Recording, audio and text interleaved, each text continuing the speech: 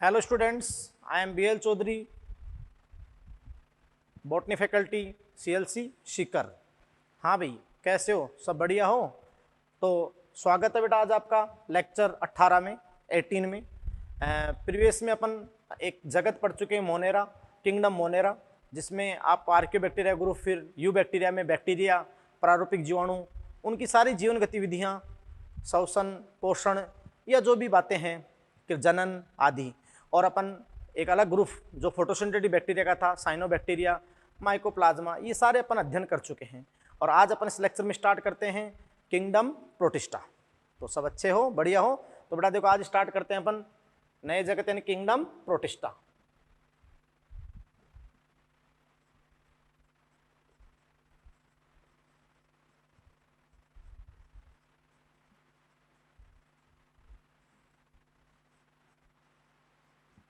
जगत प्रोटिस्टा अपन पढ़ेंगे बेटा।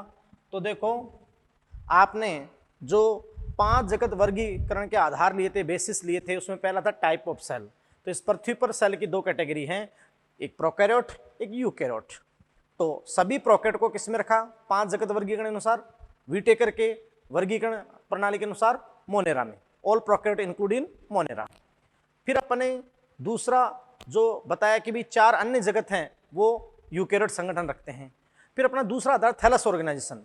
तो अपने कहा कि जो भी एक कोश की यूकैरियोट होगा उसको आप प्रोटिस्टा में रखोगे अकॉर्डिंग 5 किंगडम सिस्टम, यानी 5 जगत वर्गीकरण तंत्र के अनुसार जो भी एक कोश की यूकैरियोट होगा उसको आप प्रोटिस्टा में रखोगे। और जो अन्य 3 जगत हैं वो बहुकोश की यूकैरियोट है। क्लियर बेटा? तो देखो, किंगडम प्रोटिस्टा की बात करते हैं तो बस ये बात है कि all unicellular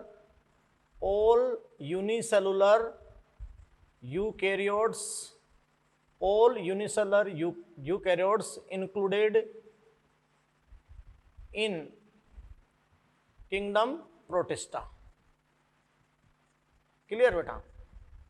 अब आप समझ सकते हैं कि सभी एक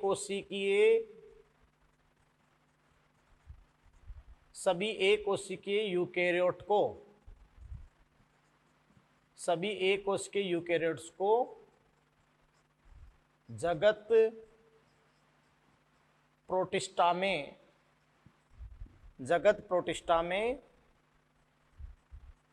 सम्मिलित किया गया। सभी एक कोशिकीय यूकैरियोट को जगत प्रोटिस्टा में सम्मिलित किया गया बेटा। अब देखो बेटा, बहुत इंपॉर्टेंट बात होती है कि कोई भी वर्गीकरण तंत्र या किसी भी वर्गीकरण में जो अन्य वैज्ञानिक वर्गीकरण थे उसमें किसी भी एक समूह को बनाने के लिए अनेक लक्षणों को ध्यान में रखा गया। यस, लेकिन व्हिटेकर ने प्रोटिस्टा में केवल एक ही लक्षण, एक ही कथन काम में लिया कि जो भी एक कोश की यूकैरियोट होगा वो प्रोटिस्टा में आएगा।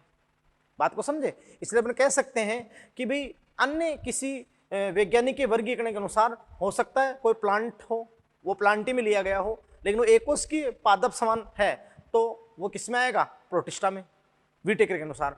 हो सकता है अन्य किसी वैज्ञानिक के वर्गीकरण के अनुसार कोई एक कोश की एनिमल एनिमेलिया में लिया गया हो, लेकिन 5 जगत वर्गीकरण तंत्र के अनुसार, व्हिटेकर वर्गीकरण तंत्र के अनुसार वो किस में आएगा?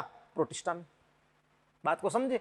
इसका मतलब यहाँ एक ही आधार है कि जो भी इस पृथ्वी पर एक कोशिकीय यूकैरियोट होगा 5 जगत वर्गीकरण तंत्र के अनुसार, व्हिटेकर के वर्गीकरण तंत्र अनुसार जगत प्रोटिस्टा में सम्मिलित किया जाएगा। जो भी एक कोश की यूकैरियोट होगा, चाहे वो पादप सम हो, प्लांट लाइक सेल हो, और चाहे वो जंतु सम हो, एनिमल लाइक हो, और चाहे वो अपन बात की स्लाइम मोल्ड यानी कवक समान हो, उन सबको किस में रखा जाएगा? जगत प्रोटिस्टा में। इसलिए अपन कहते हैं बेटा, सीधी सी बात कहते हैं बेटा कि boundaries of this kingdom are not well defined. Boundaries of this kingdom are not well defined. इसलिए अपन कहते हैं बेटा कि boundaries of this kingdom are not well defined. Clear बेटा? यानी इस जगत की सीमाएं सुविकसित रूप से निर्धारित नहीं है। यस बेटा? यानी चाहे यहाँ पोषण के तरीके को या उससे कोई संदर्भ नहीं लिया गया, चाहे कोई विषमपोषी हो चाहे स्वपोषी हो, अगर वो एककोश की यूकेरियोट है तो किस में आएगा? प्रोटिस्टा में। इसलिए इसके लिए कथन आता है कि boundaries of this kingdom are not well defined, इस जगत की सीमाएं सुविकसित रूप से निर्धारित नहीं है। यस, और कंफ्यूजन स्टडी, थोड़ा कंफ्यूजन स्टडी में। यस बेटा, फिर अपन बात करते हैं किस जगत प्रोटिस्टा के लिए। देखो बहुत इंपॉर्टेंट बेटा, जगत प्रोटिस्टा के लिए अपन नेक्स्ट बात करते हैं कि भाई ये 5 जगत अवधारणा का, जो 5 जगत अवधारणा है, 5 जगत अवधारणा जो व्हीटेकर का वर्गीकरण तंत्र है, 5 जगत अवधारणा का प्रोटिस्टा मध्य जगत है। प्रोटिस्टा क्या बेटा? मध्य जगत। तो भाई जो इवोल्यूशनरी स्टडी है यानी उद्विकासीय अध्ययन है, उसके अनुसार 5 जगत अवधारणा का प्रोटिस्टा मध्य जगत है, मिडिल किंगडम है। यस बेटा, यानी अपन सीधी सी बात कहें कि भाई जो प्रोटिस्टा है वो आप समझ सकते हैं कि यह प्रोकैरियोट्स, प्रोकैरियोट्स एक हाथ पर प्रोकैरियोट्स, यह प्रोकैरियोट्स वह बहुकोशिकीय, जो 3 किंगडम है ना बेटा, बहुकोशिकीय यूकेरियोट्स, बहुकोशिकीय यूकेरियोट्स, स्पेशली अपन बात करें जो प्लांट फंजाई और एनिमल्स। यस, तो बेटा आप जानते हैं कि यह प्रोकैरियोट्स वह बहुकोशिकीय यूकेरियोट्स के मध्य की कड़ी है, यानी लिंक है, कड़ी है ना बेटा। जैसे आपने पहले जब मैंने आपको 5 जगत वर्गीकरण पढ़ाया था तो वहाँ 5 जगत वर्गीकरण मैंने आपको एक बैलून आकृति बताई थी फाइलोजेनी की, जातीयवर्तीता की, या इवोल्यूशनरी अध्ययन की, उद्विकासीय रेफरेंस में, उद्विकास से संबंध के रेफरेंस में मैंने आपको बैलून्स बताया था। तो बेटा मैंने आपको वहाँ पे एक चीज़ बताई थी कि देखो व्हीटेकर के अनुसार मोनेरा, इस पृथ्वी के ऊपर सबसे पहले आने वाले जो ऑर्गेनिज्म हैं वो प्रोकैरियोट्स हैं, जीवाणु है, और उसको किसमें सम्मिलित किया गया? मोनेरा में। इसके बाद आप समझ सकते हो कि यहाँ अपन बात करते हैं कि जैसे प्रोटिस्टा, क्लियर। उसके बाद आप जानते हो कि प्रोकैरियोट से यूकेरियोट का उद्भव हुआ, तो ये अपन बात करते हैं प्रोटिस्टा, सही। और बेटा आप समझ सकते हो कि उसके बाद आप बात करते हो तो ये वहाँ पर आपने पढ़ा था जो फाइलोजेनी या उद्विकासीय अध्ययन, तो यहाँ आपने बात की थी कि प्लांटी एनिमेलिया, या अपन कहें प्लांटी फंजाई और एनिमेलिया। यस बेटा, तो देखो इस पृथ्वी के ऊपर सबसे पहले प्रकट हुए या जो फर्स्ट ऑर्गेनिज्म ग्रुप था वो मोनेरा से रिलेटेड था, क्योंकि प्रथम सजीव प्रोकैरियोट्स थे। तो जो भी ऑल प्रोकैरियोट्स यानी जो भी प्रोकैरियोटिक संगठन रखेगा वो किसमें सम्मिलित होगा? भी मोनेरा में। फिर तुम जानते हो बेटा कि प्रोकैरियोट कोशिका से यूकेरियोट की उत्पत्ति हुई, ये साल बार जो बताएंगे भी कि एक प्रोकैरियोट ने दूसरे को इंजेस्ट के लिए अंदर ले लिया प्रोकैरियोट को, तो केंद्र की झिल्ली बन गई। और अगर आप पादप समान को लिया तो वो पादप कोशिका, जंतु समान को लिया तो जंतु कोशिका। तो प्रोकैरियोट से क्या बन गई? यूकेरियोट्स। तो आप समझ रहे हैं कि भी क्योंकि आपने अच्छे से पढ़ा है मोनेरा के अंदर कि जैसे बैक्टीरिया पढ़ा तो बैक्टीरिया स्वपोषी भी और विषमपोषी भी। अब स्वपोषी में रसायन स्वपोषी, प्रकाश स्वपोषी भी। तो कुछ बैक्टीरिया प्रकाश संश्लेषी भी थे, हरे गंधक और बैंगनी गंधक। बैक्टीरिया रसायन संश्लेषी और विषमपोषी भी थे। बात को समझे? तो उन्हीं से मोनेरा से आपका प्रोटिस्टा का। अब आप जानते हो कि प्रोटिस्टा में किसको सम्मिलित किया गया? जो भी सभी एक कोश के यूकेरियोट्स को, यूनिसेलुलर यूकेरियोट्स। अब आप बेटा अच्छे से जानते हो कि जब प्रोकैरियोट से यूकेरियोट सेल बनी, प्रोकैरियोट से यूकेरियोटिक सेल बनी, तो आप समझ सकते हो कि भाई जब एक प्रोकैरियोट ने प्रकाश संश्लेषित जीवाणु को अंदर लिया तो पादप समान प्रोटिस्ट, अभी आगे समझाएंगे अपन, पादप समान प्रोटिस्ट। और ऐसे अपन बात करें कि विषमपोषी जंतु समान प्रोटिस्ट और स्लाइम मोल्ड। तो आप जानते हो कि पादप समान प्रोटिस्ट से कौन विकसित हो गए? प्लांटी, है ना। और कवक समान से कौन? फंजाई। और एनिमल यानी जंतु समान से कौन हो गए? एनिमेलिया। तो बेटा जी ध्यान से सुनना, देखो ये सारे आपके हो गए मल्टीसेलुलर यूकेरियोट्स हो गए, है ना बेटा। इसका मतलब कि सभी बहुकोशिकीय यूकेरियोट का उद्भवन किससे हुआ? प्रोटिस्टा से हुआ। सभी बहुकोशिकीय यूकेरियोट्स का उद्भवन किससे हुआ? प्रोटिस्टा से हुआ। अब आपके सामने सब कुछ क्लियर कर रहा है कि ये लिंक है बिटवीन प्रोकैरियोट और मल्टीसेलुलर यूकेरियोट, यानी एट वन हैंड, एक हाथ पर कौन? प्रोकैरियोट्स, एक हाथ पर कौन? प्रोकैरियोट्स, और दूसरे हाथ पे कौन? Multicellular eukaryotes. यस, तो अपन सीधा स्टेटमेंट दें यहाँ पर, बहुत इंपॉर्टेंट बेटा, सीधी सी बात है कि this kingdom form A link, ये जगत एक लिंक बनाता है between kingdom Monera on one hand, kingdom Monera on one hand, and आप जानते हो कि किंगडम मोनेरा के बाद अपन बात करेंगे other three kingdom, that is Plantae, fungi, animalia on the other hand, on the other hand. बात को समझे? और ये भी बात कहता है कि भाई सभी बहुकोशिकीय यूकेरियोट की उत्पत्ति किससे हुई? प्रोटिस्टा से हुई, है ना। ये बात भी कहता है कि पृथ्वी पर सभी बहुकोशिकीय यूकेरियोट की, ये बात बेटा सीधी सामने आ रही है कि भाई पृथ्वी के ऊपर, ये अपन नोट के रूप में लिख दें कि पृथ्वी पर सभी बहुकोशिकीय यूकेरियोट्स, चाहे वो पादप हो, कवक हो या जंतु हो, पृथ्वी पर सभी बहुकोशिकीय यूकेरियोट का उद्भवन प्रोटिस्टा से हुआ। और ये बार बार मैं आपको बोल रहा हूं बेटा कि भाई ये प्रोटिस्टा एक हाथ पर मोनेरा और दूसरे पर बहुकोशिकीय यूकेरियोट के बीच की लिंक है। लिंक है तो मध्य जगत है, मिडिल किंगडम है, लिंक है तो क्या है? पांच जगत का मध्य जगत है। और सीधी सी बात है कि ये जो प्रोटिस्टन है ना, प्रोटिस्टन्स, ये protistans are ancestor of multicellular eukaryotes, यानी आप जानते हो कि सभी बहुकोशिकीय यूकेरियोट के ये पूर्वज हैं। क्या है बेटा जी? पूर्वज। तो अपन ने देखो यहां पर कह दिया कि सभी बहुकोशिकीय यूकेरियोट के ये क्या हैं? पूर्वज हैं। बोलो हाँ है ना, पूर्वज हैं। मतलब बहुकोशिकीय यूकेरियोट का उद्भवन किससे हुआ है? प्रोटिस्टा से हुआ। बोलो बेटा, तो सारी लिंक आपको फिर से एक वर्ड आपको समझा दिया नहीं समझा दिया? अरे बोलो, अच्छे से आपने नोट किया? तो ये बात आपके सामने है। यस, और अपन कहें बेटा ये सारी बात आपके लिए किसके लिए होगी?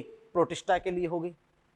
यस, अब बेटा जी अपन बात करेंगे कि भाई प्रोटिस्टा में कौन कौन सम्मिलित होते हैं, प्रोटिस्टा में कौन कौन सम्मिलित होते हैं, इनका आवास क्या है, पोषण क्या है, कौन कौन सम्मिलित होते हैं, और फिर जो जो ग्रुप होते हैं उनके बारे में अपन स्टडी करेंगे।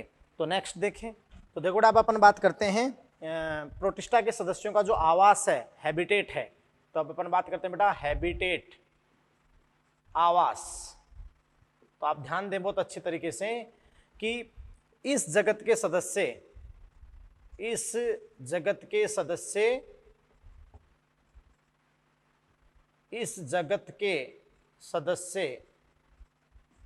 प्राथमिक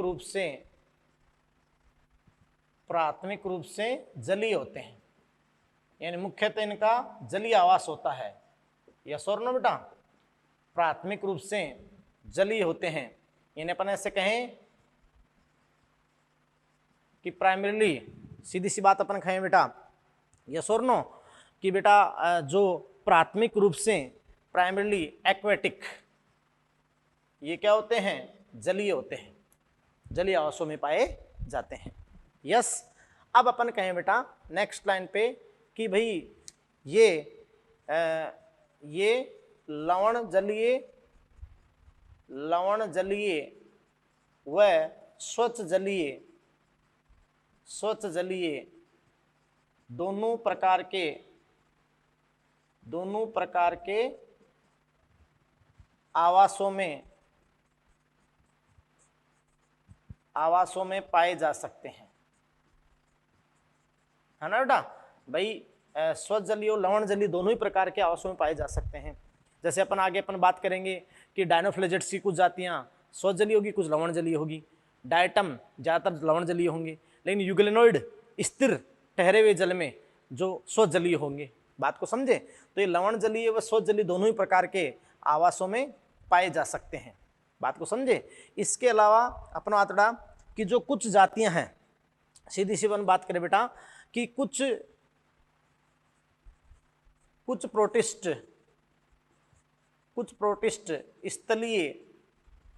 स्थलीय हो सकते हैं। कुछ प्रोटिस्ट बेटा क्या हो सकते हैं? स्थलीय, है ना।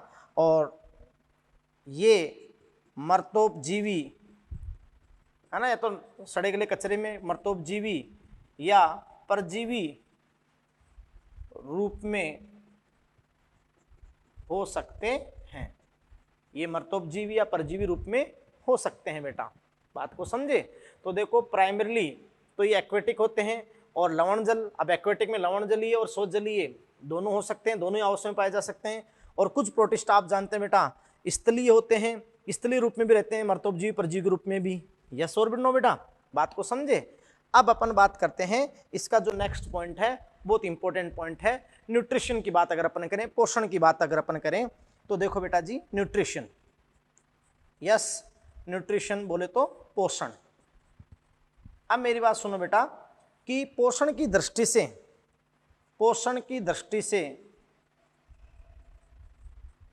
ये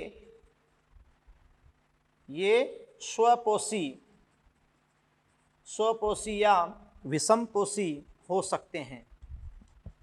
बात को समझे कि बेटा आप जानते हो कि पोषण की दृष्टि से ये स्वपोषी ऑटोट्रोपिक या विषमपोषी हेट्रोट्रोपिक, और विषमपोषी में जानते हो अंतर्घण इंजेक्शन भी हो सकते हैं या सैप्रोबिक मर्तोपजीवी या अवशोषणी पोषण भी दर्शा सकते हैं। बात को समझे। तो आप जानते हो पोषण की दृष्टि से ये स्वपोषी या क्या हो सकते हैं बेटा? विषमपोषी हो सकते हैं। और अपन ने कहा ना, अभी बताएंगे आपको कि अगर फोटोसिंथेटिक होंगे तो होलोफाइटिक, अगर आप जानते हो कि विषमपोषी होंगे होलोजोइक जंतुसम, तो उसमें इंजेस्टिव अंतर्ग्रहण करने वाले इंजेस्टिव भी हो सकते हैं। और सीधी सी बात करूं कि बेटा सैप्रोबिक या पैराजन एब्जॉर्प्टिव न्यूट्रिशन भी रख सकते हैं। बात को समझो, मैं आपको सारी बात अभी समझाऊंगा। अब देखो बेटा इस पोषण की दृष्टि के अनुसार ही भाई कौन कौन से समूह हैं या कौन कौन से हैं जो इसमें सम्मिलित होते हैं। तो देखो मैं आपको बता दूं, सबसे पहले ये बेटा अपन ने यहाँ डाला किंगडम प्रोटिस्टा। देखो बहुत अच्छे से आराम से धीरे धीरे देखो, यहाँ अपन ने डाला पहले किंगडम प्रोटिस्टा कि भाई किंगडम प्रोटिस्टा में कौन कौन सम्मिलित होते हैं। यस, तो ये किंगडम प्रोटिस्टा। अब इसमें देखो फर्स्ट ऑफ ऑल इस किंगडम प्रोटिस्टा में मैं आपको समझाना चाहता हूँ कि पहली बार इन किंगडम प्रोटिस्टा में जैसे कुछ आपके होते हैं plant like protist. Plant like protist का मीन क्या होता है बेटा कि पादप समान, पादप सम। अब पादप सम प्रोटिस्ट यानी ऐसे एकोष्ठीय स्वरूप या ऐसे प्रोटिस्ट जो प्रकाश संश्लेषी होते हैं, स्वपोषी होते हैं। तो प्लांट लाइक प्रोटिस्ट, पादप सम प्रोटिस्ट। और आप समझ सकते हैं कि ये आपके होते हैं फोटोसिंथेटिक। यस बेटा, प्रकाश संश्लेषी, पादप के समान पोषण करने वाले प्रकाश संश्लेषी। ऑटोट्रोफिक बोल सकते हैं, वो एक ही बात है। प्रकाश संश्लेषी स्व, ऑटोट्रोफिक यानी स्वपोषी यानी आपके हो गए बेटा क्या? Plant like protist. और ये मतलब ये पोषण जो प्रकाश संश्लेषण है, स्वपोषण, ये कैसा हो गया? कैसा पोषण हो गया? होलोफाइटिक बोल सकते हैं इसको अपन, पादप सम, होलोफाइटिक पादप सम पोषण। तो ये अपन बात बता कि कैसा पोषण हो गया? पादप सम, होलोफाइटिक। प्लांट लाइक प्रोटिस्ट, पादप सम प्रोटिस्ट, फोटोसिंथेटिक, प्रकाश संश्लेषी, ऑटोट्रोपिक, स्वपोषी, होलोफाइटिक। अब बेटा जी अपन बात करें कि भाई इसमें कौन कौन सम्मिलित होंगे, एग्जाम्पल क्या होंगे। तो देखो अपन बात करें सबसे पहले कि क्राइसोफाइटा या क्राइसोफाइटा अपन लिख दें, जिसमें अपन बात करें कि डायटम है और डेस्मिड हैं। तो ये डेस्मिड्स, ये क्राइसोफाइटा। बात को समझे। ऐसे अपन बात करें पायरोफाइटा के अंदर यानी आपके डायनोफ्लेजिलेट्स, ये डायनोफ्लेजिलेट्स हो गए। यस, और तो क्राइसोफाइटा, डायटम, डेस्मिड, डायनोफ्लेजिलेट्स। और एक अलग ग्रुप, हालांकि अपन उसको थोड़ी देर बाद बात करेंगे कि वो मिक्सोट्रोफिक होता है, लेकिन एक अलग ग्रुप अपन बात होता यूग्लेनोइड्स। तो यूग्लेनोइड्स हो गए, ये लो जी। तो ये आपके हो गए प्लांट लाइक प्रोटिस्ट, पादप सम प्रोटिस्ट, फोटोसिंथेटिक प्रकाश संश्लेषी और स्वपोषी, होलोफाइटिक पादप सम पोषण, है ना, क्राइसोफाइटा, डाइटम डेस्मिड, डाइनोफ्लैजिलेट्स और यूग्लिनोइड्स। और क्या बेटा, यूग्लिनोइड्स। यस, ऐसे बेटा देखो कि प्रोटिस्टा में एक आपके होते हैं प्रोटिस्ट डीकंपोजर, प्रोटिस्ट डीकंपोजर, बात को समझे। तो सेकंड अपन बात बेटा कि आपके होते हैं प्रोटिस्ट डीकंपोजर, सेकंड, ये फर्स्ट कैटेगरी हो गई। और उसके बाद अपन सेकंड की बात करें तो ये आपके सेकंड आपके होते हैं प्रोटिस्ट डीकंपोजर। और प्रोटिस्ट डीकंपोजर आप जानते हो कि ये सैप्रोबिक यानी मर्तोपजीवी, सैप्रोबिक मर्तोपजीवी, या अपन कहें कि एब्जॉर्प्टिव न्यूट्रिशन करते हैं, मतलब अवशोषणी पोषण, अवशोषणी पोषण, बात को समझे। जो डीकंपोजर का हाल है, प्रोटिस्ट डीकंपोजर, सैप्रोबिक, एब्जॉर्प्टिव न्यूट्रिशन, जानते हो ना, पहले जो डेड ऑर्गेनिक मैटर होता है, जटिल डेड ऑर्गेनिक मैटर होता है, जटिल कार्बनिक पदार्थ मर्त, उसके ऊपर अपने एंजाइम सिक्रेट करते हैं और फिर सरल में बदलकर एब्जॉर्प्टिव अवशोषणी पोषण करते हैं, है ना। तो सैप्रोबिक हो गए, एब्जॉर्प्टिव हो गए, अवशोषणी पोषण हो गए, ये हो गए प्रोटिस्ट डीकंपोजर। और प्रोटिस्ट डीकंपोजर में आपके जैसे अपन बात रहे कि ए सेलुलर और सेलुलर स्लाइम मोल्ड यानी बेटा अवपंक कवक, ए सेलुलर और सेलुलर स्लाइम मोल्ड मतलब अवपंक कवक, ये आपके सम्मिलित होते हैं बेटा किसमें, प्रोटिस्ट डीकंपोजर में। यस, फिर आप समझ सकते हो कि यहाँ पर देखो अब आपकी होगी यानी जो थर्ड कैटेगरी है, और वो बेटा जी है कि एनिमल लाइक प्रोटिस्ट। तो देखो ये आपके बेटा होंगे एनिमल लाइक प्रोटिस्ट। तो आप समझ रहे हैं कि भाई एनिमल लाइक प्रोटिस्ट हैं, मतलब जंतु सम प्रोटिस्ट। तो भाई जंतु के समान पोषण करेंगे, जंतु सम प्रोटिस्ट, जंतु के समान पोषण करेंगे, बोलो तो उस न्यूट्रिशन को आप क्या कहोगे, होलोजोइक। यस, अब इसमें बहुत सारे तो क्या करेंगे, इंजेशन, अपनी तरह अंतर्ग्रहण, पहले खाएंगे फिर पचाएंगे, इंजेशन अंतर्ग्रहण करेंगे बेटा, बोलो, है ना, मतलब जैसे प्रीडेटर होंगे, परभक्षी, प्रीडेटर, बात को समझे, परभक्षी जो अपने शिकार का भक्षण करेंगे, प्रे का इंजेक्शन करेंगे, पहले खाएंगे फिर पचाएंगे, है ना। तो ये अपन बात रहे कि होलोजोइक एनिमल लाइक प्रोटिस्ट, जंतु सम प्रोटिस्ट। और बेटा इसमें कुछ क्या हो सकते हैं, कुछ जो अवशोषण कर सकते हैं, कुछ क्या हो सकते हैं, परजीवी, पैरासाइट हो सकते हैं, है ना बेटा। अब इसमें ग्रुप सम्मिलित होगा और वो आपका होगा प्रोटोजोन्स, मतलब बेटा प्रोटोजोन्स। तो आप जानते हैं कि ये आपके होंगे प्रोटोजोन्स। अब आप अच्छे से जानते हैं कि प्रोटोजोन्स के अंदर फ्लैजिलेटेड प्रोटोजोन, कसाबिक प्रोटोजोआ भी होते हैं, सीलेटेड पक्षमा भी प्रोटोजोआ भी होते हैं, और अपन बात करेंगे बेटा स्पोरोजोन्स भी होते हैं। तो ये सारे अपन बात करें कि एनिमल लाइक प्रोटिस्ट, जंतु सम होलोजोइक, इंजेक्शन या तो बहुत सारे अंतर्ग्रहण करते हैं, प्रेडेटर प्रे वाला, या कुछ परजीवी होते हैं जो एब्जॉर्प्टिव भी करते हैं, प्रोटोजोन्स। ये आपकी सारी बात हो गई। यस, तो देखो यहाँ अपन ने 3 कैटेगरी बना दी, इसमें पोषण सब कुछ आ गया। प्लांट लाइक प्रोटिस्ट, पादप सम प्रोटिस्ट, प्रकाश संश्लेषी, पादप संपोषण, क्राइसोफाइटा, डायनोफ्लेजेट, यूग्लिनोइड, ये 3 ग्रुप अपन पढ़ लेंगे। क्राइसोफाइटा पढ़ेंगे, डायनोफ्लेजेट पढ़ेंगे, यूग्लिनोइड पढ़ेंगे। यहाँ प्रोटिस्ट डीकंपोजर, सैप्रोबिक, एब्जॉर्प्टिव न्यूट्रिशन, इसमें अपन स्लाइम मोल्ड पढ़ेंगे, एसेलुलर और सेलुलर, एसेलुलर और सेलुलर क्यों कहते हैं वो सारा बता दूंगा मैं। एनिमल लाइक प्रोटिस्ट, जंतु सम, होलोजोइक, इंजेक्शन, अंतर्ग्रहण, प्रेडेटर या तो प्रभक्षी या फिर कुछ परजीवी, तो ये प्रोटोजोन्स अपन पढ़ेंगे। क्या पढ़ेंगे बेटा, प्रोटोजोन्स। तो ये सारे ग्रुप आपके एनसीईआरटी के अंदर दे रखे हैं, बात को समझे, बोलो यस और नो। तो ये बेटा जी अपन बात करें कि इसके अलावा देखो ये जो यूग्लिनोइड है, ये एक ऐसा ग्रुप आएगा यूग्लिनोइड जो दिन के समय प्रकाश संश्लेषण करेगा, रात्रि के समय विषमपोषी होगा, है ना, प्रेडेटर की तरह मिक्सोट्रोफिक। तो ये आपका हो गया मिक्सोट्रोफिक यानी मिश्रित पोषी, मिक्जोट्रोफिक, मिक्जोट्रोफिक मिश्रित पोषी, ये सारा अपन वहां पर और बता देंगे। बात को समझे नहीं समझे? तो ये आपका हो गया कि प्रोटिस्टा की कैटेगरीज। अब अपन बात कर लेते हैं प्रोटिस्टा के अंदर किसकी, जनन की बात कर लेते हैं, या जो भी लाइफ साइकिल पैटर्न है या जनन की बात कर लेते हैं। सही, फिर अपन ये समूह पढ़ना स्टार्ट करेंगे, क्राइसोफाइटा, डायनोफ्लेजिडी, ये सारी बातें अपन आपके सामने करेंगे। Okay, next. अब बेटा आप देखें प्रोटिस्टा के अंदर रिप्रोडक्शन, तो रिप्रोडक्शन की बात करें तो जनन,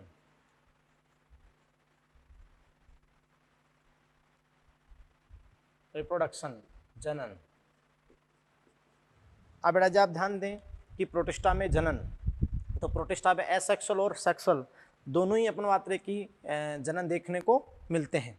बात को समझे भाई? अपन कहें कि भाई प्रोटिस्टा के सदस्य, प्रोटिस्टा के सदस्य, प्रोटिस्टा के सदस्य एसेक्सुअल, अलैंगिक, एसेक्सुअल, अलैंगिक व सेक्सुअल, ट्रू सेक्सुअल, सेक्सुअल, लैंगिक, है ना, दोनों ही प्रकार के, दोनों प्रकार के जनन प्रदर्शित करते हैं। इन जनन के दोनों ही तरीके प्रदर्शित करते हैं, है ना बेटा, यानी एसेक्सुअल भी और सेक्सुअल भी। यस, अब देखो आगे क्या क्या प्रोसेसेस होती हैं, तो मैं आपको समझाना चाहता हूँ बेटा कि देखो यहाँ पर अपन बात करें कि रिप्रोडक्शन, तो रिप्रोडक्शन के यहाँ दोनों ही मोड हैं, एसेक्सुअल और सेक्सुअल, अलैंगिक जनन और लैंगिक जनन। बात को समझना। अब देखो बेटा फर्स्ट ऑफ ऑल आपका क्या हो गया, एसेक्सुअल रिप्रोडक्शन, एसेक्सुअल रिप्रोडक्शन, अलैंगिक जनन, यस और नो। और फिर अपन बात करते हैं किसका, सेक्सुअल रिप्रोडक्शन, मतलब लैंगिक जनन। यस बेटा, तो ध्यान से सुनना कि भाई प्रोटिस्टा में दोनों ही जनन के दोनों ही तरीके देखे गए, एसेक्सुअल और सेक्सुअल, या ऐसे कह सकते हैं कायिक, अलैंगिक और लैंगिक, है ना, तीनों ये बातें आपकी देखेगी किसके अंदर, प्रोटिस्टा के अंदर। क्लियर बेटा? अब देखो सीधी सी बात अपन कहते हैं आपको कि भाई एसेक्सुअल, तो ये मोस्ट कॉमन मेथड है, सबसे सामान्य तरीका, most common method, most common method है बेटा, ये सबसे सामान्य तरीका जनन कायने में। यस, अब इसमें दो आपके स्वरूप हैं, इसमें भी दो स्वरूप हैं, बात को समझे? तो वो दो स्वरूप क्या है बेटा जी, सीधी सी बात करें आपके सामने कि अगर अनुकूल परिस्थितियां हो, अगर अनुकूल परिस्थितियां हो तो अपन कहते हैं वेजेटेटिव, वेजेटेटिव रिप्रोडक्शन, मतलब अनुकूल परिस्थितियां हो तो आप कहते हो कायिक जनन, कायिक जनन। बात को समझे? और कायिक जनन की जो इनमें सबसे इंपॉर्टेंट यानी सबसे महत्वपूर्ण विधि है, सबसे सामान्य विधि है, तो वो एकोष की है और वो भी यूकेरियोट हैं। तो बेटा आप क्या होगा, बाइनरी फिजन, बाइनरी फिजन, मतलब बाइनरी फिजन, द्विविभाजन, है ना। और सबसे सामान्य तरीका यही है, वो सबसे सामान्य तरीका यही है, बाइनरी फिजन। और आप अच्छे से जानते हैं कि द्विविभाजन में क्या होता है कि कोई भी सेल है वो दो डॉटर सेल, दो पुत्री कोशिकाओं के अंदर विभक्त होती है डिवीजन के द्वारा, है ना। एक मात्र कोशिका, दो पुत्री कोशिकाएं बनती है, और बाद में आप जानते हो कि प्रत्येक जो पुत्री कोशिका है वो ग्रो करती है और एक इंडिविजुअल ऑर्गेनिज्म, एक व्यष्टि के रूप में, एक कोशिका के रूप में, जैसे अपने शुरू में कहा था कि एक कोश के जीवों जैसे अमीबा, इनमें अमीबा यूग्लिना, इनमें वृद्धि और जनन एक दूसरे के पर्यायवाची हैं, सिनोनिम्स हैं। बात को समझे? तो ये आपका बात हो गई बाइनरी फिजन, बाइनरी फिजन। बात को समझे बेटा? यस। और अपन बात करते हैं बेटा कि ये सारी बात आपकी हो गई, और ये डायनोफ्लेजेट्स में, डायटम में और यूग्लिनोइड्स में, प्रोटोजोआ से अमीबा में, है ना, अमीबा में, यूग्लिना में, और आप जानते हो दो रूप में, ट्रांसवर्स अनुप्रस्थ और अनुदैर्घ्य लॉन्गिट्यूडनल रूप में देखा जाता है बाइनरी फिजन, बाइनरी फिजन जब अनुकूल परिस्थितियां हो। यस। और जब थोड़ी प्रतिकूल परिस्थितियां हो तो आप जानते हो कि एसेक्सुअल स्पोर, एसेक्सुअल स्पोर, जब प्रतिकूल परिस्थितियां हो तो अलैंगिक बीजाणु बनते हैं। अलैंगिक बीजाणु स्पोर है ना, या फिर अपन बात बढ़ा कि सिस्ट पुट्टी जो इनको प्रतिकूल परिस्थिति से बचाती है, तो सिस्ट पुट्टी ये बनती है। तो एसेक्सुअल स्पोर या सिस्ट पुट्टी बनती है। तो ये आपका एसेक्सुअल रिप्रोडक्शन सबसे सामान्य तरीका, लेकिन अनुकूल परिस्थितियों में वेजिटेटिव रिप्रोडक्शन बोलते हैं, कायिक जनन, और सबसे सर्वोत्तम विधि बाइनरी फिजन।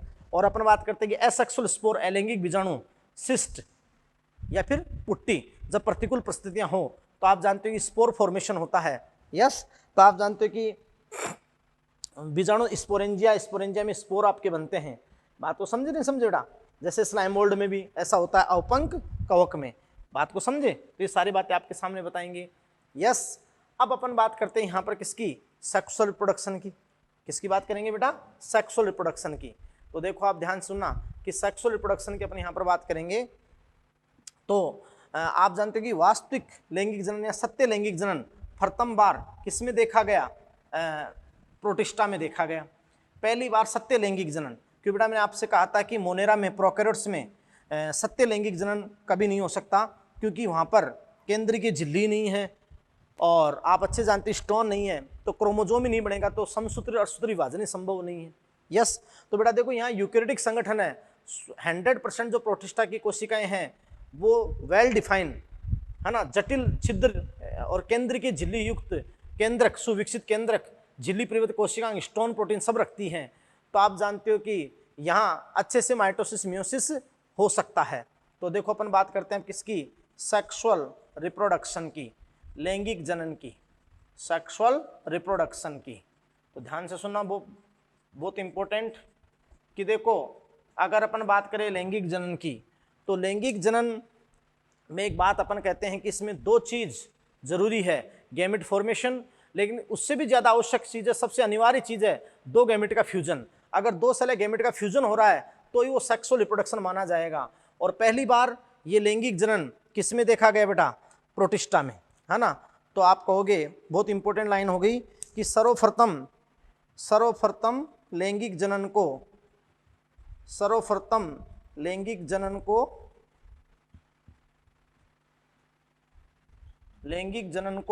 प्रोटिस्टा में देखा गया। सर्वप्रथम लैंगिक जनन को प्रोटिस्टा में देखा गया। यस, है ना बेटा, क्योंकि यूकैरियोटिक संगठन था। बोलो, और आप जानते हो कि इस जो यहाँ पर देखा गया तो इसमें क्या हुआ भाई? देखो दो हैप्लॉइड गैमेट थे, पहले गैमेट फॉर्मेशन हुआ, क्लियर? दो हैप्लॉइड गैमेट थे, ये हैप्लॉइड गैमेट N और N, ये हैप्लॉइड गैमेट। यस, इनको पर कह देंगे गैमेट्स। तो पहले अगर डिप्लॉइड मात्र कोशिका थी तो अर्धसूत्री विभाजन से, अगर हैप्लॉइड थी तो चाहे समसूत्री से, बन किसी से, लेकिन हैप्लॉइड गैमेट्स थे, ये युग्मक बन गए। अब आप जानते हो बेटा कि इन दोनों गैमेट्स का फ्यूजन हुआ, तो इन दोनों गैमेट के फ्यूजन से मैं आपको बताऊं सल्लैन से फ्यूजन हुआ, सल्लैन। तो दोनों गैमेट के सल्लैन से यहाँ पर आप जानते हो कि जो डिप्लॉइड सेल बनी, तो ये आपका फ्यूजन से ये सेल बनी जो डिप्लॉइड थी, और उसको उन्होंने क्या कहा? जाइगोट। क्या कहा बेटा? जाइगोट, युग्मनज। तो ये अपन बात बेटा कि ये आपका हो गया जाइगोट फ्यूजन से। यस, और इस प्रोसेस को, ये जो फ्यूजन की प्रोसेस है, इसको अपन ने क्या कहा? सिनगेमी। क्या कहा बेटा? सिनगेमी। हाँ, अगर सिनगेमी प्रेजेंट है तो वो सत्य प्रकार का लैंगिक जनन है, यानी पहले युग्मक निर्माण और फिर दो युग्मक का संलयन, तो एक डिप्लॉइड सेल का बनना, जाइगोट का बनना, तो ये आपकी होती है सिनगेमी। तो ये आपकी बात हो गई कि लैंगिक जनन। और प्रथम बार लैंगिक जनन किसमें देखा गया बेटा? प्रोटिस्टा के सदस्यों में देखा गया। यस, और आपको अच्छे से बता दिया कि भाई अगुणित युग्मकों के संलयन से द्विगुणित जाइगोट बनता है, और ये प्रोसेस आपकी क्या कहलाती है? सिनगेमी। क्या कहलाती है बेटा? सिनगेमी। बात को समझे?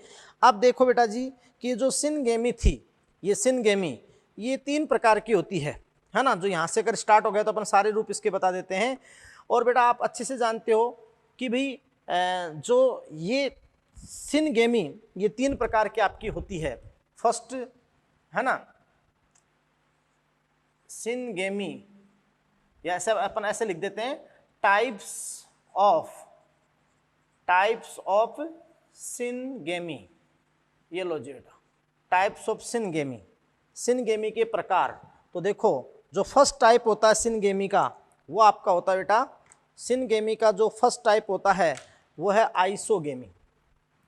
आइसोगेमी, तो फर्स्ट टाइप इसका होता है बेटा आइसोगेमी, मतलब समयुग्मकी। समयुग्मकी का मीन हो गया कि ये सबसे आदिम सिनगेमी थी, प्रिमिटिव सिनगेमी, मतलब ये बेटा आदिम सिनगेमी थी, मतलब युग्मक संलयन, आदिम युग्मक संलयन। बोलो हाँ है ना। तो फर्स्ट टाइप आपका हो गया मतलब आइसोगेमी। यस बेटा। अब मैं आपको बता दूं कि यह लैंगिक जनन का सबसे सरलतम विधि थी, सिंपलेस्ट वे था। यह लैंगिक जनन की सबसे सरलतम विधि, और यहाँ अपन एलगी में बात करें सबसे सरलतम विधि थी। यह सिंपलेस्ट वे था लैंगिक जनन का, सबसे आदिम, फर्स्ट टाइम आइसोगेमी। तो बेटा देखो क्या हुआ कि आइसोगेमी के अंदर, आइसोगेमी में संलयित होने वाले दोनों युग्मक आकार की, मतलब संरचना आकृति आकार के रूप से समान थे, है ना, और कार्य के रूप से शुरू में समान भी हो सकते थे और असमान भी। तो आकार के रूप से तो क्या थे, एकदम समान थे, लेकिन कार्य के रूप से भाई एक मेल फीमेल तब तो असमान, तो मोस्टली असमान, लेकिन शुरू में आदिम रूप से समान भी हो सकते थे कार्य के रूप से भी। यस। तो कार्य की मतलब कार्यात्मक, फंक्शनली और जेनेटिकली कार्य के और आनुवांशिक रूप से तो डिफर थे, लेकिन आकार के रूप से क्या थे, समान। तो देखो कि जैसे मान लो दो युग्मक थे, ये युग्मक थे जो आप समझ रहे हैं कि भाई आकार के रूप से एकदम समान थे, आकार के रूप से एकदम क्या थे, समान। अब आकार के रूप से समान थे लेकिन कार्य के रूप भिन्न हो सकते हैं, तो इन दोनों का क्या हुआ, फ्यूजन, एन और एन फ्यूजन हुआ, और उसके बाद क्या बन गया, 2n जाइगोट। अब अगर दोनों युग्मकों पर कसाबिका नहीं होगी तो नहीं होगी, मतलब अकसाबिक समयुग्मकी हो जाएगी, अकसाबिक समयुग्मकी हो जाएगी, और कसाबिका होगी तो वो कसाबिक समयुग्मकी हो जाएगी। जैसे वहाँ सवाल से कई बार क्वेश्चन आया, जो आगे पढ़ेंगे अपन सवाल में दोबारा स्पायरो वगैरह के अंदर, कि अकसाबिक समयुग्मकी होती है, नीट 2013-2014 में अकसाबिक समयुग्मकी स्पायरो वगैरह में। और ये दोनों जो फ्यूज होने वाले गैमेट हैं अगर कसाबिक के होंगे तो समान आकारता भी होगा, तो दोनों कसाबिक होंगे, दोनों क्या होंगे, कसाबिक, और समान आकार के होंगे। तो जैसे ये कसाबिक समयुग्मकी होगी, हाँ है ना, ऐसे आपका फ्यूज होकर जाइगोट बन जाएगा। तो वो आप जानते हो क्लेमाइडोमोनास की जातियों में। अब बेटा जी सीधी सी बात कहता हूँ कि भाई ये लैंगिक जनन की सबसे सरलतम विधि थी, आदिम युग्मक संलयन था, और एन देखो 2n जाइगोट बन गया। यहाँ दो सेल का फ्यूजन हो रहा है, दो गैमेट का फ्यूजन हो रहा है, इसका मतलब सेक्सुअल है। बात को समझे। अब देखो शुरुआती रूप से ये आकार के रूप से समान और कभी कभी कार्य के रूप से समान, लेकिन बाद में आकार के रूप से समान और कार्य के रूप से भिन्न, क्योंकि जेनेटिकली या फंक्शनली डिफर होंगे। बोलो, तो अगर जेनेटिकली या फिजियोलॉजिकली डिफर होंगे तो इसको अपन बोल सकते हैं फिजियोलॉजिकल एनाइसोगेमी। क्या बोल सकते हैं, फिजियोलॉजिकल एनाइसोगेमी। इसको अपन ये बोल सकते हैं फिजियोलॉजिकल एनाइसोगेमी, कि जब आकार के रूप से तो समान हो लेकिन कार्य के रूप से क्या हो, फंक्शनली या जेनेटिकली कार्यात्मक या आनुवांशिक रूप से भिन्न हो, तो इसको अपन बोलेंगे फिजियोलॉजिकल एनाइसोगेमी। बात को समझे। तो ये आप समझ सकते हैं कि सिनगेमी का प्रथम टाइप आपके सामने आया। अब अपन सेकंड टाइप की बात करते हैं कि जो सिनगेमी का सेकंड टाइप है वो क्या है, तो वो है बेटा आपका एनाइसोगेमी। एनाइसोगेमी, विषम युग्मक जो भी एनाइसोगेमी।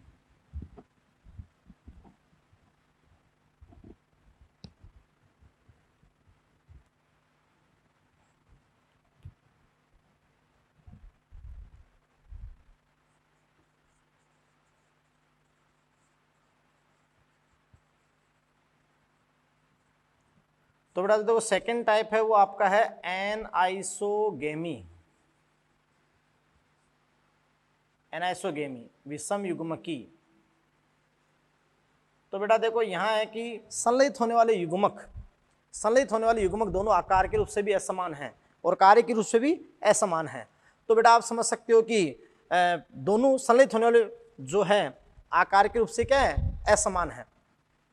तो अपन कहेंगे कि संलयित होने वाले युग्मक आकार की रूप से असमान, यानी अपन कहें कि बेटा एक बड़ा, या अपन पहले से कहेंगे एक पहले छोटा गैमेट यानी मेल गैमेट, एक छोटा और एक बड़ा, आकार में बड़ा। यस, ऐसे हो सकता है छोटा और आकार में बड़ा, और इनका फ्यूजन हो और फिर आप जानते हो कि क्या बने, जाइगोट बने। तो ये आपका क्या हो गया, एनाइसोगेमी, एनाइसोगेमी विषम युग्मकी। और अब इसी का एडवांस फॉर्म जो थर्ड फॉर्म होगा वो बेटा आपकी क्या होगी, ऊगेमी। यस, वो आपका होगा थर्ड फॉर्म, वो होगी ऊगेमी, अंडयुग्मकी। ये असमयुग्मकी या अंडयुग्मकी। तो ध्यान से सुनना, इंपॉर्टेंट, यानी ऊगेमी इनकी परिभाषा से आ जाता है। और आगे फिर अपन बात करेंगे कि विकसित एनाइसोगेमी है ना, ये थर्ड टाइप है ऊगेमी। तो ऊगेमी की बात करें तो ये क्या है बेटा, डेवलप्ड, विकसित developed anisogamy, anisogamy developed anisogamy है। और इस ऊगेमी में बेटा क्या होता है कि देखो, इसमें जो नर युग्मक होता है वो छोटा होता है, नर युग्मक आपका छोटा होगा, क्लियर, नर युग्मक छोटा होगा और गतिशील होगा। और फीमेल गैमेट मादा युग्मक लार्ज होगा, तो ये स्मॉल है ना, male gamete, male gamete small, और क्या होगा, मोटाइल यानी गतिशील, चल। और ये आप समझ सकते हो कि फीमेल गैमेट है, फीमेल गैमेट, और ये लार्ज होगा, फीमेल गैमेट क्या होगा बेटा, लार्ज, और क्या होगा, नॉन मोटाइल, नॉन मोटाइल अचल होगा। सही, तो नर युग्मक छोटा और गतिशील होगा और मादा युग्मक बड़ा और क्या होगा, अगतिशील, और दोनों का फ्यूजन होगा तो आपका क्या फॉर्म होगा, जाइगोट फॉर्म होगा, 2n जाइगोट, है ना। तो ये आपका हो गया बेटा ऊगेमी, डेवलप एनाइसोगेमी, सबसे विकसित प्रकार की सिनगेमी, है ना बेटा। यानी इसमें नर युग्मक छोटा तथा गतिशील होता है, मोटाइल होता है, जबकि फीमेल गैमेट बड़ा तथा नॉन मोटाइल होता है। और फीमेल गैमेट यहाँ एग, अंडा होता है, जैसे मनुष्य में भी ऊगेमी होती है, स्पर्म और एग, या हायर प्लांट में सब में, यानी सबसे एडवांस सिनगेमी है, ऊगेमी होती है। तो बता रहे हैं कि लैंगिक जनन को सर्वप्रथम किसमें देखा गया, प्रोटिस्टा में, है ना बेटा। और प्रोटिस्टा में इसलिए कि गैमेट फॉर्मेशन और गैमेट फ्यूजन उपस्थित हो गया था, क्योंकि यूकैरियोटिक संगठन था, सुविकसित केंद्रक था, और केंद्रीय झिल्ली थी जटिल छिद्र सहित, और हिस्टोन प्रोटीन था, क्रोमोजोम था, माइटोसिस मियोसिस, समसूत्री असूत्री विभाजन प्रेजेंट था। तो ये संभव था, बात को समझे। लेकिन सिनगेमी तीन प्रकार की, आइसोगेमी, एनाइसोगेमी और ऊगेमी। तो ये कुछ बातें मैंने आपको बता दी, फिर सवाल में एक बार और बताएंगे, लेकिन यहाँ पर भी आपको बता दी। यस बेटा, बोलो बोलो यस। अब अपन बात करेंगे, देखिए लाइफ साइकिल के दो पैटर्न ये प्रदर्शित करते हैं अपनी कोशिका की गुणिता के आधार पर। तो मैं वो अपन बात करेंगे, आप वो बता देता हूँ कि लाइफ साइकिल पैटर्न कौन कौन से प्रदर्शित करते हैं, कौन, प्रोटिस्ट। यस, तो नेक्स्ट देखिए। हाँ, तो आप देखिए बेटा कि प्रोटिस्ट के अंदर जो पैटर्न ऑफ लाइफ साइकिल हैं, यानी जो जीवन चक्र के कुछ प्रारूप हैं, तो अपने यहाँ बात करेंगे पैटर्न्स ऑफ लाइफ साइकिल।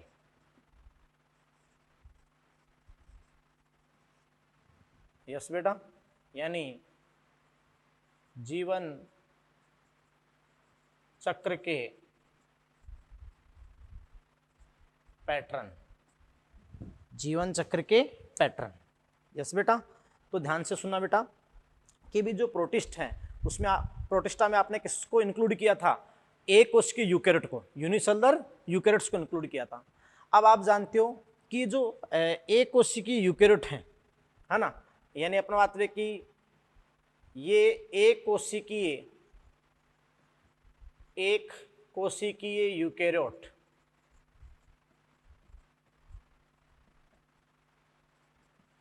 एक कोश के यूकैरियोट्स मतलब हैप्लो, ये कोशिका जो एक सिंगल कोशिका है वो हैप्लॉइड भी हो सकती है, अगुणित भी हो सकती है, और क्या हो सकती है, डिप्लॉइड यानी द्विगुणित भी।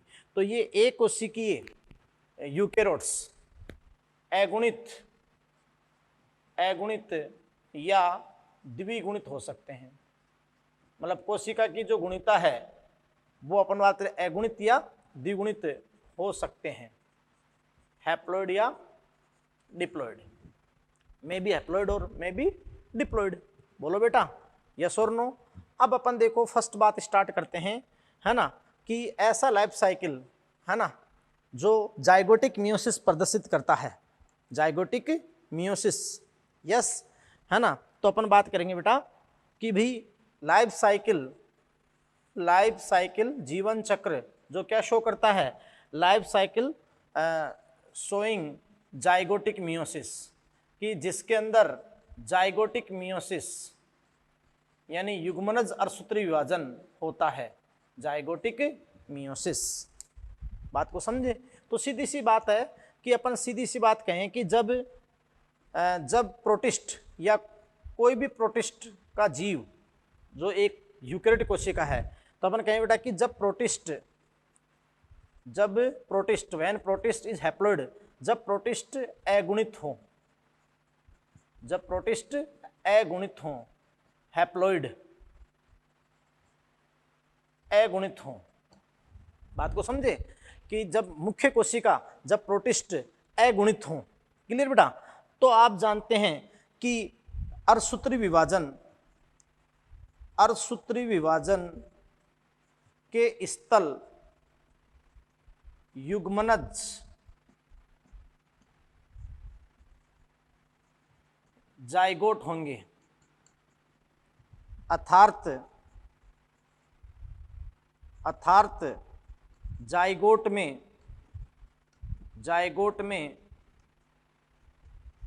अर्धसूत्री विभाजन पाया जाता है, जाइगोट में अर्धसूत्री विभाजन पाया जाता है। बोलो बेटा यस। तो इसे अपन क्या कहते हैं, तो इसे अपन कहते हैं, इसे जाइगोटिक मियोसिस कहते हैं, जाइगोटिक मियोसिस कहते हैं।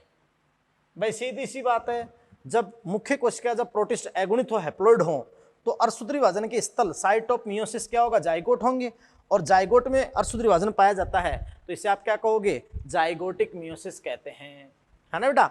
ऐसे जीवधारियों में क्या होता है, देखो मैं आपको बता दूं बेटा कि इस प्रकार के जीवन चक्र में या अपन बात करें कि इस प्रकार के जीवन चक्र में लैंगिक जनन के दौरान, ड्यूरिंग सेक्सुअल रिप्रोडक्शन, लैंगिक जनन के दौरान मैं आपको कह दूं सीधी सीधी बात कि भाई गैमिट है ना, गैमिट का निर्माण माइटोसिस प्रोसेस के द्वारा होगा, समसूत्री विभाजन से गैमिट बनेंगे, ना कि अर्धसूत्री से। गैमिट का निर्माण माइटोसिस प्रोसेस से होगा, समसूत्री विभाजन से होगा। बात को समझे बेटा। और ये युग्मक हैप्लॉइड होंगे, गैमिट हमेशा ही अगुणित होते हैं। फिर ये गैमेट जैसे ही संलयित होंगे तो क्या बन जाएगा, जाइगोट, और जाइगोट बनते तुरंत क्या होगा, उसमें मियोसिस होगा, अर्धसूत्री विभाजन होगा। बोलो, इसको कहेगा जाइगोटिक मियोसिस। और फिर इस प्रकार अपन देखेंगे कि यहाँ केवल जाइगोट 2n है ना, बाकी सारे फेजेज हैप्लॉइड हैं, अगुणित हैं। तो इस प्रकार के पैटर्न को, इस प्रकार के जीवन चक्र के पैटर्न को आप कहोगे haploid life cycle, haplontic life cycle, sorry क्या कहोगे, हैप्लॉन्टिक लाइफ साइकिल कहोगे। जैसे बेटा आप कहो कि कोई भी एक कोशिकीय जीवधारी है ना, कोई भी एक कोशिकीय जीवधारी है यूकेरियोट, और वो एक कोशिकीय जीवधारी मुख्यतः आप जानते हो हैप्लॉइड है। क्या बताओ, हैप्लॉइड। ये एडल्ट है, और एडल्ट यानी कोई भी जीव है हैप्लॉइड है, यस बेटा, और एक कोशिका है, यस। अब आप जानते हो कोशिका विभाजन या तो जनन है, क्योंकि वर्धी और जनन प्रायवाची है, तो बेटा आप जानते हो कि वो एडल्ट एन है, अगुणित है। अब आपने कहा कि प्रोटिस्टा अगर अगुणित हो तो आप जानते हो कि युग्मक बनते समय तो मियोसिस हो नहीं सकता है, युग्मक बनते समय तो क्या होगा, माइटोसिस। तो एक प्रक्रम होगा माइटोसिस, समसूत्री विभाजन, माइटोसिस यानी माइटोटिक डिवीजन, समसूत्री विभाजन। तो ये माइटोसिस होगा, माइटोटिक डिवीजन होगा, तो उसके फलस्वरूप क्या बनेंगे, अगुणित युग्मक बनेंगे। प्रत्येक कोशिका से क्या बनेंगे बेटा, अगुणित युग्मक। तो ये एन और ये एन, तो ये आपके क्या बन गए, गैमेट्स। क्या बन गए बेटा, गैमेट्स। युग्मक बन गए, और युग्मक तो हमेशा ही क्या होते हैं, अगुणित। लेकिन यहाँ युग्मक किससे बने, माइटोसिस से। जबकि सामान्यतः जब उच्च पादपों में या जंतुओं में लैंगिक जनन होता है तो मियोसिस से गैमेट बनते हैं, लेकिन ये इनिशियल मियोसिस है, पृथ्वी पर प्राथमिक मियोसिस है, और यहाँ माइटोसिस से गैमेट बने, और दोनों गैमेट क्या है, एन है, एन मतलब अगुणित हैं। बोलो हाँ है ना। अब बेटा गैमेट का फ्यूजन होगा, गैमेट का क्या होगा, फ्यूजन, फर्टिलाइजेशन होगा। तो देखो अपन बात रहा कि ये गैमेट का फ्यूजन हो गया, ये मैं सीधी सी बात करूं कि भाई ये गैमेट का आपका क्या हो गया, फर्टिलाइजेशन हो गया। ये लो जी, ये गैमेट का फ्यूजन हो गया, आप इसको फ्यूजन बोल सकते हो, फ्यूजन, या इसको आप बोल सकते हो फर्टिलाइजेशन, निषेचन, या इसको आप एडवांस वर्ड दे सकते हो क्या, सिनगेमी, सिनगेमी। तो ये सिनगेमी हो गई। अब सिनगेमी हो गई तो फलस्वरूप क्या बन गई जी, फलस्वरूप दोनों के फ्यूजन होने से क्या बन गई जी, यहाँ पर एक डिप्लॉइड सेल बन गई। बोलो हाँ है ना, डिप्लॉइड सेल बन गई, यस, डिप्लॉइड सेल बन गई। तो डिप्लॉइड सेल यानी द्विगुणित कोशिका बन गई, और ये क्या है बताओ, जाइगोट। क्या है बेटा, जाइगोट, युग्मनज। और पृथ्वी पर हमेशा युग्मनज क्या होता है, 2n होता है। तो ये बेटा आप समझ रहे हो कि क्या बन गया, जाइगोट 2n। अब आप समझ रहे हो कि जाइगोट में ग्रोथ या माइटोसिस नहीं होगा, आगे ग्रोथ नहीं होगी, माइटोसिस नहीं होगा, क्योंकि एकोस्की स्वरूप है। तो जाइगोट में तुरंत बाद, जाइगोट में तुरंत बाद क्या हो जाएगा, यहाँ पर मियोसिस। क्या हो जाएगा बेटा, मियोटिक डिवीजन। अब इस मियोटिक डिवीजन की साइट क्या है, जाइगोट। जाइगोट सेल में मियोसिस हुआ है, तो इस मियोसिस को आप क्या बोलोगे, जाइगोटिक मियोसिस। तो जाइगोट में तुरंत आगे समसूत्री विभाजन नहीं होंगे, क्योंकि यहाँ कोई एकोश के रूप में कोई एम्ब्रियो, भ्रूण तो बनना नहीं है। तो बेटा यहाँ जाइगोटिक मियोसिस होगा, और जाइगोटिक मियोसिस होगा तो डिप्लॉइड सेल से वापस हैप्लॉइड सेल्स बन जाएंगी। बोलो बेटा क्या बन जाएंगी, हैप्लॉइड सेल्स, वापस अगेन हैप्लॉइड सेल्स बन जाएंगी। और वो हैप्लॉइड सेल्स आप जानते हैं कि हैप्लॉइड सेल्स, जो भी 4 हैप्लॉइड सेल्स बन जाएंगी, तो वो प्रत्येक फिर जीव किसमें चेंज हो जाएगा भाई, यहाँ हैप्लॉइड सेल्स बन जाएंगी। तो फिर वो प्रत्येक आप जानते हैं कि किसमें कन्वर्ट हो जाएगा, एडल्ट में हो जाएगा।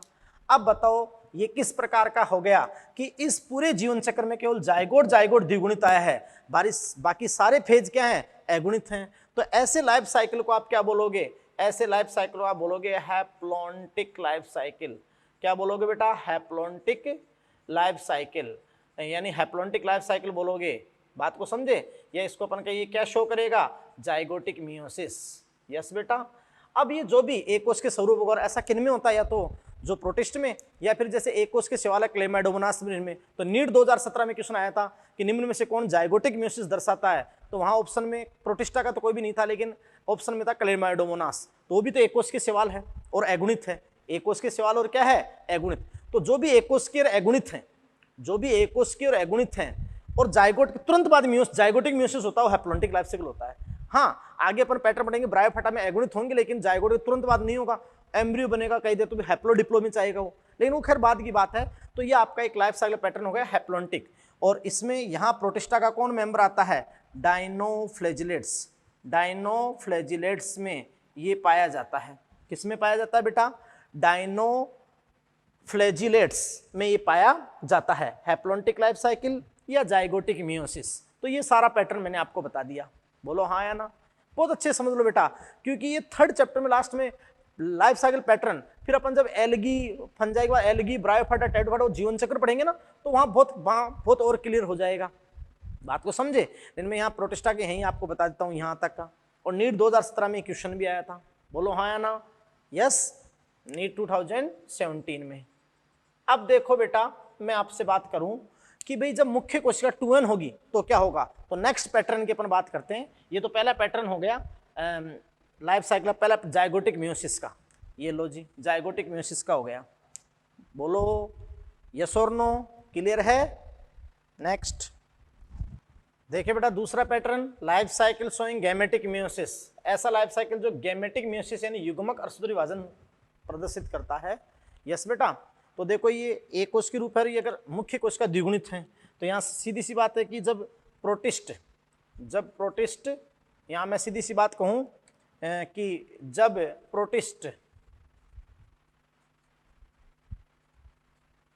प्रोटिस्ट द्विगुणित है ना बेटा, द्विगुणित डिप्लॉइड, डिप्लॉइड हो, द्विगुणित हो, है ना। तो आप जानते हो कि अगर द्विगुणित होगा, डिप्लॉइड होगा, तो आप जानते हो कि बेटा अर्धसूत्री विभाजन कब संपन्न होगा, गैमेट फॉर्मेशन। तो युग्मक निर्माण के दौरान, यानी गैमेट फॉर्मेशन, युग्मक निर्माण के दौरान अर्धसूत्री विभाजन यानी मियोसिस, अर्धसूत्री विभाजन संपन्न होता है।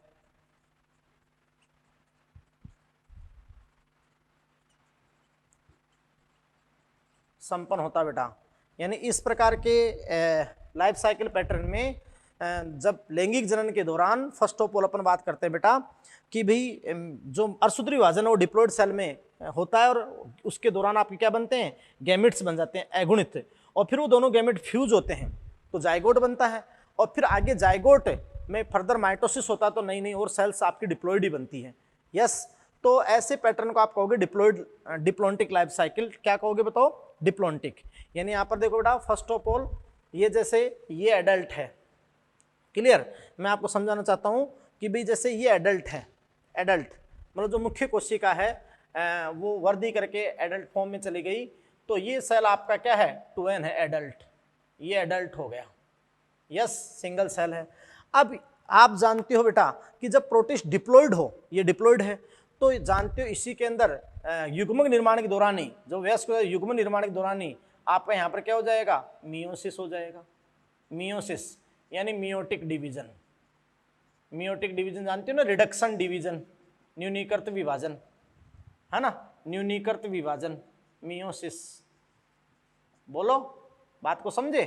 तो अपन कहें कि भाई न्यूनीकृत विभाजन, न्यूनीकृत विभाजन, बोलो, हो गया ना रिडक्शन डिवीजन।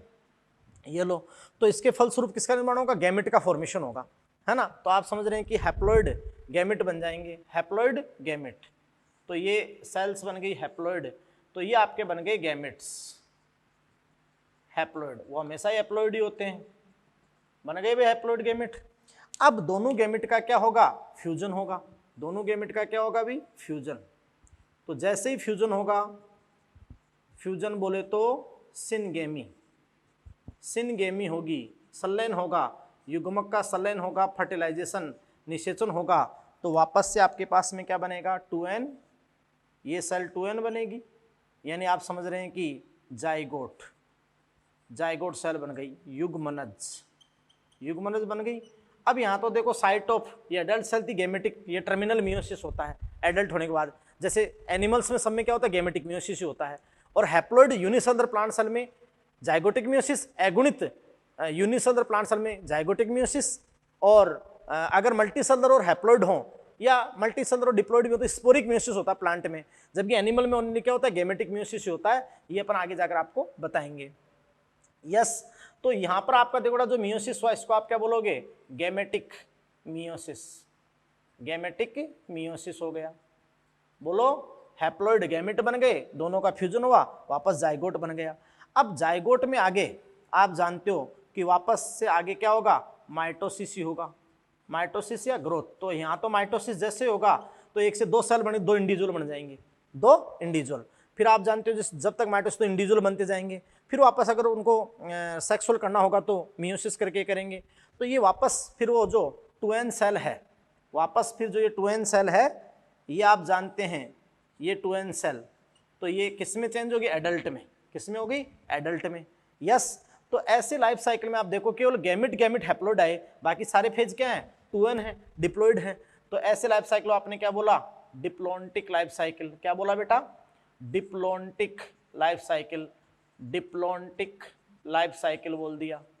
और यहाँ ये क्या प्रदर्शित कर रहे हैं, gametic, gametic meiosis, gametic meiosis. और इसका एग्जाम्पल क्या होगा, डायटम, प्रोटोजोन भी बहुत सारे प्रोटोजोन्स या डायटम। और वहाँ एग्जाम्पल क्या था, डायनोफ्लेजेट्स। बोलो हाँ या ना, यस, क्लियर। तो ये डिप्लॉन्टिक लाइफ साइकिल पैटर्न हो गया। तो ये सारे पैटर्न हो गए।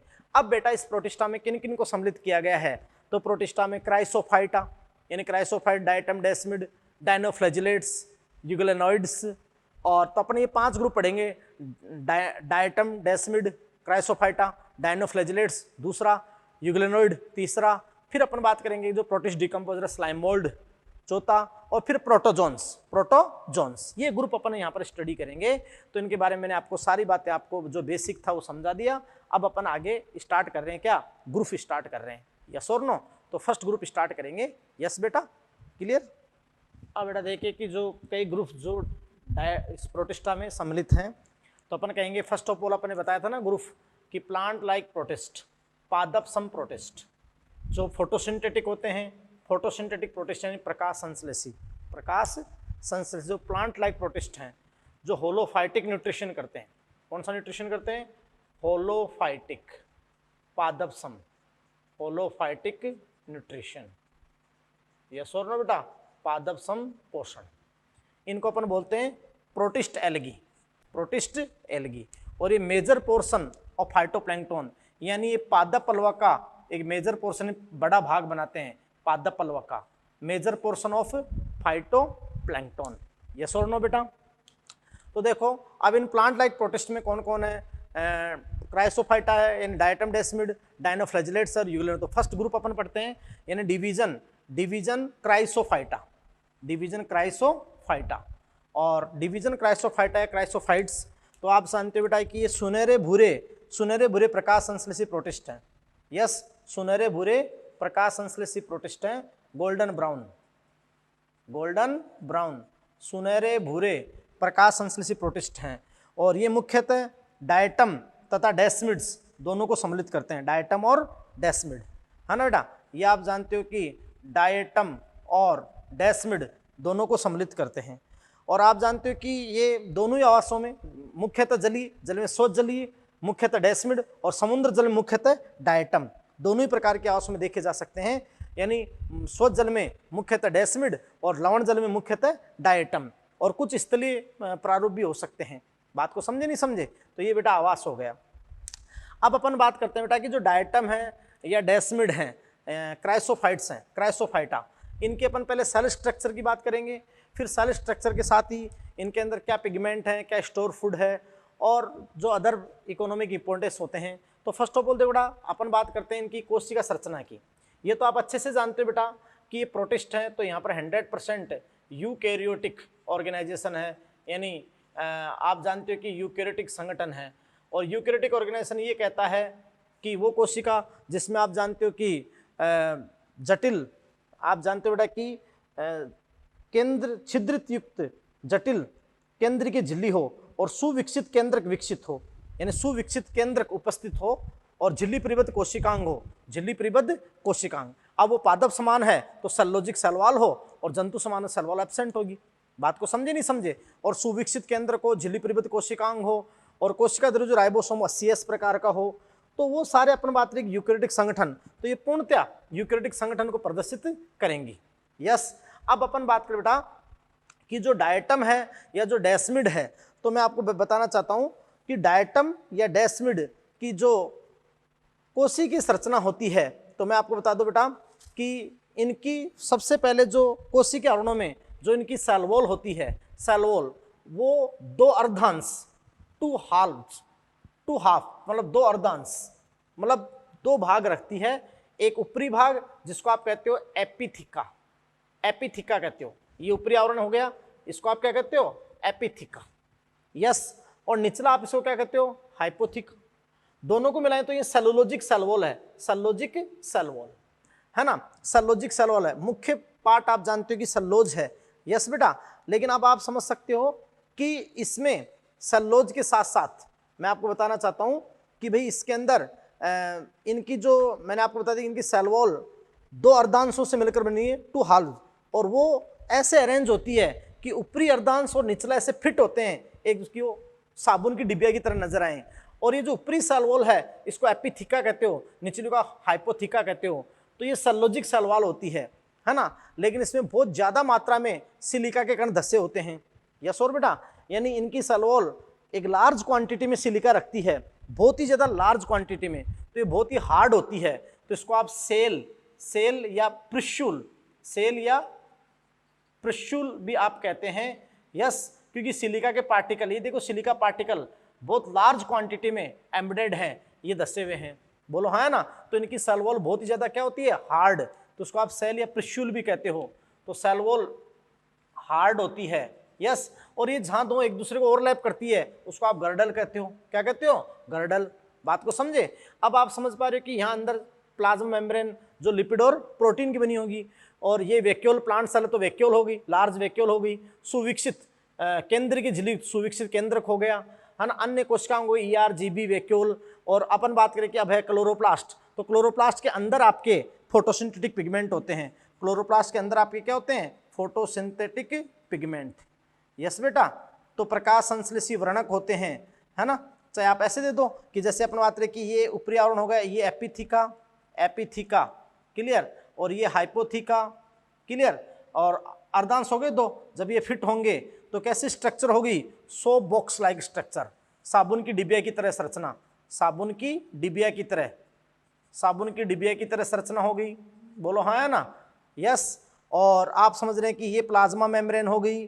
फिर अपन कहें कि यहाँ वैक्यूल हो गई, वैक्यूल हो गई, वेल डिफाइन न्यूक्लियस हो गया, और क्लोरोप्लास्ट और झिल्ली परिबद्ध कोशिकांग, सारे कोशिकांग हो गए, इसको अपन गर्डल बोलते हैं। और सिलिका के कण बहुत ज़्यादा मात्रा में है, सिलिका है ना, तो ये बहुत ही कठोर हो गई, और लार्ज क्वांटिटी में सिलिका तो बहुत ही कठोर होगी, तो उसको सेल या प्रिस्यूल कह दिया अपन ने, सेल या प्रिस्यूल। और ये डिप्लॉयड होता है न्यूक्लियस, न्यूक्लियस क्या होता है, डिप्लॉयड। तो ये आप समझ पा रहे हैं बेटा कि जो डायटम है, जो क्राइसोफाइट है, वो अपन बात करें सेल स्ट्रक्चर होगी। हाँ, ये कोशिका कई आकृति में हो सकती है, ये द्विपार्श्व सममित यानी पिन्नेट, या आप जानते हो कि अरी समिति भी हो सकती है। और ये कई आकृति मतलब वर्ताकार, आयताकार, है ना, दीर्घीकृत या नावकाकार, कई आकृति आपकी प्रदर्शित कर सकती है, बोलो। तो अपन एनसीईआरटी में आपको लिख रहा ना, क्राइसोफाइटा डायटम, इसकी सेल स्ट्रक्चर के बारे में अपन ने बात कर ली आपके सामने। किसके बारे में बात कर ली बेटा, सेल स्ट्रक्चर। अब देखो मैं आपको बताता हूं कि जब ये डायटम की मृत्यु होती है तो ये तो मतलब अपघटित होते हैं, लेकिन जो इनकी सेल वॉल है, जो सेल वॉल छोड़ते हैं, सेल वॉल है, वो आप जानते हो बेटा कि सिलिका के कण बहुत ज्यादा हार्ड है, तो वो इनडेस्ट्रक्टिबल है, और उसका अपघटन नहीं होता, डिकम्पोज नहीं होती है, तो लगातार वो पेंदे में जमा होकर डायटमी मृदा क्या बना देती है, डायटोमिसिस सोइल या डायटमी मृदा का निर्माण आपका कर देती है। बात को समझे नहीं समझे, फिर उसके जो भी यूजेज होंगे अभी अपन नेक्स्ट में पढ़ेंगे। बात समझ रहे हो। तो अब अपन इधर इसके लिखेंगे कि पिगमेंट क्या क्या है, पिगमेंट इसमें क्या क्या है, इसका स्टोर फूड क्या क्या है, और इसको क्या क्या अपन कहते हैं, क्या क्या इसकी बातें हैं, वो अपन सारी बातें अपन यहाँ करते हैं। अब बेटा आप देखें कि इनके फोटोसिंथेटिक पिगमेंट, यहाँ जो क्लोरोप्लास्ट है, तो क्लोरोप्लास्ट में जो फोटोसिंथेटिक पिगमेंट हैं, तो फोटोसिंथेटिक पिगमेंट प्रकाश संश्लेषी वर्णक क्लोरोफिल ए क्लियर, जो अनिवार्य रूप से होता है सभी ऑक्सी प्रकाश संश्लेषियों में, chlorophyll a, chlorophyll c, and carotenoid में बीटा कैरोटीन, और जेंथोफिल फ्यूकोजेंथिन। फ्यूकोजेंथिन से ब्राउन कलर के अपीयर होते हैं, तो फ्यूकोजेंथिन। तो ये बेटा इनके क्या है, प्रकाश संश्लेषी वर्णक है, क्लोरोफिल ए सी और कैरोटीन बीटा कैरोटीन और जेंथोफिल फ्यूकोजेंथिन। इनका संचित भोजन जो स्टोर फूड है, तो बेटा आप समझ सकते हैं कि संचित भोजन स्टोर फूड है ल्यूकोसिन क्राइसोलेमिनेरिन। ल्यूकोसिन क्राइसोलेमिनेरिन एक पॉलीसेकेराइड है, एक आदिम कार्बोहाइड्रेट है, कार्बोहाइड्रेट या फैट और ऑयल, और स्पेशली इनमें ऑयल होता है, फैट होती है, जो इनको मतलब लाइट वेट बना देता है, जिससे ये वाटर सरफेस पे फ्लोट करते हैं। यस बेटा, तो ये इनका क्या होगा, स्टोर फूड होगा संचित भोजन ल्यूकोसिन क्राइसोलेमिनेरिन। यस क्लियर है। अब आप ध्यान दो कि भाई ऐसा होने से आप जानते हो कि वाटर सरफेस पे क्या करते हैं, फ्लोट करते हैं, क्लियर। तो वाटर सरफेस पे जब ये फ्लोट करते हैं और ये निष्क्रिय गति करते हैं जल धाराओं के साथ, तो आप जानते हो कि ये प्लैंकटन हो गए, और मतलब प्लैंकटन या अपन इसका मेजर हो गया फाइटोप्लैंकटन, फाइटोप्लैंकटन। तो ये सबसे इंपॉर्टेंट बात आपकी होगी। यस और नो। भाई देखो कि जब इनमें फैट होता है तो आप समझ सकते हैं बेटा कि देखो फर्स्ट ऑल तो ये नॉन मोटाइल सेल्स हैं, नॉन मोटाइल सेल्स हैं, नॉन मोटाइल सेल्स यानी अचल, अचल हैं, नॉन मोटाइल है। यानी इनमें आप जानते हो कि जो यूकैरियोटिक फ्लैजिला है, फ्लैजिला, तो फ्लैजिला कसाबी का इनमें कभी भी प्रेजेंट नहीं होती है। कसाबी का अनुपस्थित होती है, इसलिए आप जानते हो कि नॉन मोटाइल हैं और इनके अंदर लिपिड हैं तो ये हल्के होते हैं, तो ये वाटर सरफेस पे आ जाते हैं। अब जल धाराओं के साथ इधर उधर ये गति करते हैं, बात को समझे। तो आप जानते हो बेटा, इसलिए अपन सीधी सी बात कहते हैं कि ये जल धाराओं के साथ निष्क्रिय गति, यानी उसमें कोई अपनी ऊर्जा नहीं है, फ्लैजिला का कोई रोल नहीं होता, ना ऊर्जा खर्च होती है, तो निष्क्रिय गति दर्शाते हैं। अब ऐसी कोशिकाएं जो यूनिसेलुलर हों और आप जानते हो कि जल धाराओं के साथ निष्क्रिय गति दर्शाए, पैसिवली मूवमेंट करे, तो उसको आप कहते हो बेटा प्लैंकटन। अब ये पादप समान हैं, तो देखो ये फाइटोप्लैंक्टन का मेजर पोर्शन बनाते हैं, फाइटोप्लैंक्टन, और खूब अच्छी मात्रा में ये सनलाइट को एंट्रैप करते हैं, समझे। और पूरे बायोस्फीयर का लगभग 50% से ज़्यादा जैवमंडल का कार्बन स्थिरीकृत करते हैं, CO2 फिक्सेशन करते हैं, 50% से ज़्यादा, क्योंकि वाटर सरफेस पे फ्लोट करते हैं और बहुत जल्दी अनुकूल परिस्थितियों में रैपिडली डिवाइड होते हैं, और ये कहलाते हैं फाइटोप्लैंक्टन, पादप पलवक, क्योंकि जल धाराओं के साथ निष्क्रिय गति दर्शाते, पैसिवली मूव करते हैं, है ना, और खूब सारे सनलाइट लेते हैं, तो जैवमंडल का 50% ज़्यादा CO2 को फिक्सेशन या कार्बन को स्थिरीकृत स्वांगीकृत करते हैं और भोजन निर्माण का, इसलिए जो समुद्री जीवन होता है, मैराइन लाइफ होती है, उसको बहुत ज़्यादा सपोर्ट करते हैं। इसलिए एक बहुत अच्छा क्वेश्चन जो आ गया इनसे रिलेटेड, और वो बेटा देखो रिलेटेड क्वेश्चन क्या आ गया कि इनको आप क्या कहते हो, चीफ प्रोड्यूसर ऑफ सी, समुद्र के सबसे मुख्य उत्पादक कौन है, चीफ प्रोड्यूसर ऑफ सी। ये पहले लिखना चाहिए था, लेकिन मैंने ये समझाने के बाद इसलिए लिखा, ये क्वेश्चन नीट में 2 बार हो गया, द चीफ प्रोड्यूसर ऑफ सी, यानी समुद्र के सबसे मुख्य उत्पादक, तो बेटा समुद्र के सबसे मुख्य उत्पादक कौन है, ये डायटम है, चीफ प्रोड्यूसर ऑफ सी। बात को समझे, ये सारी बात हो गई, मेजर पोर्शन ऑफ फाइटोप्लैंक्टन, ये सारी बात हो गई, यस। उसके बाद अपन देखो, अपन बात करते हैं कि इनकी सेलवोल तो सेलुलोज की बनी होती है, लेकिन इसमें सिलिका के कण धसे होते हैं। तो आपने कहा कि इनकी सेलवोल क्या होती है, हार्ड होती है, क्या होती है, हार्ड। और आप जानते हो बेटा कि जब इनकी सेलवोल हार्ड होती है तो डिकम्पोज, अपघटित नहीं होती, है ना, नॉट डिकम्पोज्ड, है ना, वो अपघटित नहीं होती, क्लियर बेटा, इनकी मृत्यु जाती है, ये अपघटित, लेकिन वो अपघटित नहीं होती। तो जो इनकी सेलवोल के अवशेष हैं वो मतलब पेंदे में लगातार डिपोजिट जमा होते जाते हैं, और वो पेंदे में लगातार जमा होते जाएं तो आप समझ सकते हो कि उसको आप क्या कहेंगे, है ना बेटा, यानी cell wall does not get decomposed, और आफ्टर इन डेथ, इनकी मृत्यु के बाद जो समुद्र का पेंदा है वहाँ पर बहुत बड़ी बड़ी रॉक बन जाती है, तो उसको आप क्या कहते हो, डायएटोमाइट कहते हो, डायटोमाइट कहते हो, या डाईएटोमेसियस अर्थ, डायटमी मृदा, बहुत इंपॉर्टेंट, डायटमी मृदा, या फिर आप इसको कहते हो बेटा कीसल घर कहते हो, यानी वो जो इनके अवशेष हैं वो धीरे धीरे हजारों वर्षों में समुद्र के पैदे में जमा होकर एक बहुत बड़े अवशेष, बहुत बड़ी चट्टानें, जिनको आप कहते हो डायटोमाइट, डायटोमेसियस अर्थ या डायटमी मृदा, किसल घर, और जिसमें आप जानते हो कि सिलिका पार्टिकल बहुत ज़्यादा होते हैं, यस और नो। तो आप जानते हो इसके बहुत सारे यूजेज भी होंगे जो भी आपको बताएंगे। तो आप ध्यान दो बेटा कि उसके अंदर जब सिलिका पार्टिकल बहुत ज़्यादा होते हैं तो उसको आप कहते हो डाईएटोमेसियस या डाईएटोमाइट, किसल घर, यस और नो। और आप जानते हैं बेटा कि भाई ये इनडेस्ट्रक्टिबल होती है इनकी सलवाल, बात को समझे, और इसके कई सारे यूजेज होते हैं, बाद में अपन मनुष्य ने अपने यूज के लिए ये समुद्रों से जो चट्टानें थी उनको तोड़ दिया और उसको प्राप्त कर लिया कि उसमें ये जो सिलिका पार्टिकल थे ये बहुत सारे फंक्शंस में, बहुत सारे कार्यों में यूज हुए। बात को समझे? तो वो बेटा जी अपन बात करें कि डायटोमेट जो सोयल है उसका किस किस यूज में, जैसे अपन बात करें कि जो साउंड प्रूफिंग, जो क्योंकि हीट इंसुलेटर भी होती है और साउंड इंसुलेटर भी होती है, तो आप जानते हो कि जो साउंड प्रूफिंग, ध्वनि रोधक रूम बनाने में साउंड प्रूफिंग में उसका यूज हुआ।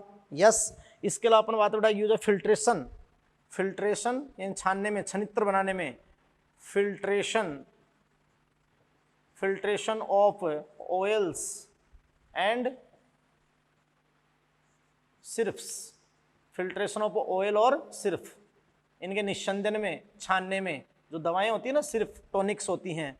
इसके अलावा देखो बेटा मैं आपको बताऊं कि स्टोन पॉलिशिंग में,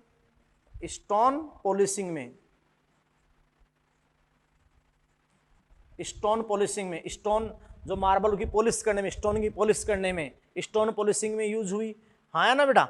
और इसके अलावा देखो मैं आपको बताऊं कि भाई हीट इंसुलेटर, जो नाभिकीय भट्टियाँ होती है ना, या बॉयलर्स होते हैं, तो वहाँ हीट इंसुलेटर के रूप में जो स्टीम बॉयलर होते हैं या नाभिकीय भट्टियाँ होती है, तो उनके ऊपर हीट इंसुलेटर के रूप में ये बहुत अच्छे से एनसीईआरटी में आपको दे रखा है। हाँ है ना बेटा? अब अपन बात करते हैं कि ये जो डायटम है, डायटम की बात करें तो डायटम की बात करें आपके सामने, तो बेटा जी देखो सीधी सी बात है कि इसका न्यूक्लियस 2n है। तो पहले तो बात करते हैं इसमें रिप्रोडक्शन की।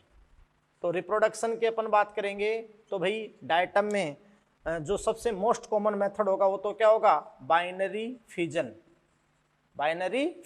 द्विविभाजन। और सेक्सुअल रिप्रोडक्शन की बात करें तो ट्रू टाइप का सेक्सुअल रिप्रोडक्शन होगा। इसका न्यूक्लियस क्या होता है? 2n होता है, डिप्लॉयड होता है। डिप्लॉयड होता है तो आप जानते हो कि क्या शो करेगा? गेमेटिक मियोसिस करेगा। तो लाइफ साइकिल क्या होगा? Diplontic life cycle. तो बेटा आपका होगा डिप्लॉन्टिक लाइफ साइकिल होगा। अरे बोलो भी। और अच्छे से जानते हो कि इसकी विभिन्न जातियां आइसोगेमी से लेकर ऊगेमी तक प्रदर्शित करती हैं। डिफरेंट टाइप आइसोगेमी से ऊगेमी तक प्रदर्शित करती हैं। यस और नो बेटा? तो ये पूरा आपका होगा क्राइसोफाइट, चीफ प्रोड्यूसर ऑफ, समुद्र के सबसे मुख्य उत्पादक क्राइसोफाइट्स, फाइटोप्लैंक्टन का सबसे major portion chrysophyte, diatom desmid, 100 box like structure, साबुन की डिबिया की तरह एपिथिकार, हाइपोथिकार, 2 हाल्फ हो गए, 100 बॉक्स लाइक स्ट्रक्चर, गर्डल है ना, इसको सेल या प्रिश्यूल क्यों कहते हैं, सारी बातें आपकी हो गई। पिगमेंट, स्टोर फूड है ना, और बहुत अच्छे से सारी बातें इनकी क्लियर हो गई। बोलो हुई कि नहीं हुई? यस और नो? बात को समझे? अपन नेक्स्ट लेक्चर में अपन डायनोफ्लैजिलेट्स और आगे अपन बातें करेंगे। ठीक है, थैंक यू वेरी मच।